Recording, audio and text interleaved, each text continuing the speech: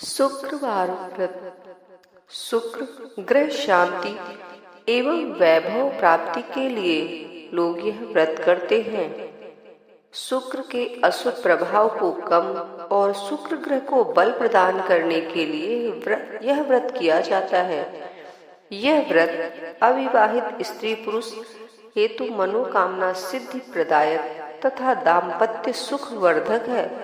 यह व्रत स्त्री पुरुष एवं कुमार कुमारी सभी वर्ग हेतु फल प्रदायक है। शुक्रवार का व्रत किसी भी माह के शुक्ल पक्ष के प्रथम शुक्रवार से प्रारंभ करें और 21 या 31 शुक्रवार तक करें। शुक्रवार के दिन प्रातः आदि स्नान करके सफेद वस्त्र धारण करें एवं यथासंभव सफेद वर्ण की गाय के दर्शन तथा सर्वप्रथम 1 या 2 कन्या के दर्शन करें और श्री फल प्रदान करें। शुक्र देव का पूजन धूप दीप फूल से करें। दिन भर व्रत करें और दिन के समय ओम द्राम ध्रीम द्रौम सह शुक्राय नमः इस मंत्र का कम से कम 1 माला जाप करें। इस दिन भोजन में दूध दही चावल खीर घी साबूदाना सफेद मावा के पदार्थ केला ज्वार गेहूं की रोटी आदि सफेद वस्तु मात्र का ही सेवन करें तथा अन्य कोई भी पदार्थ सेवन ना करें। इस दिन रात्रि शयन भी सफेद चादर पर ही करें। अंतिम शुक्रवार को हवन क्रिया के पश्चात 6 कन्याओं को उपरोक्त वस्तुओं का भोजन कराएं तथा दक्षिणा स्वरूप सफेद वस्त्र रुमाल श्रृंगारिक वस्तु चांदी का यथाशक्ति अनुदान करें। शुक्रवार व्रत कथा।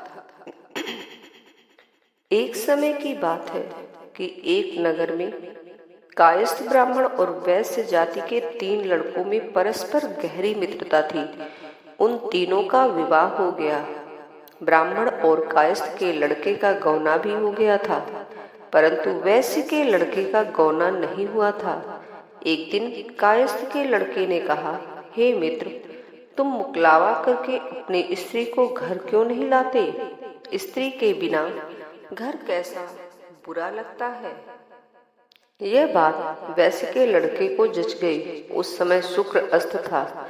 इस बात पर सबने उसे समझाया, परंतु वह नहीं माना और वह ससुराल गया और अपनी पत्नी को विदा करा लाया।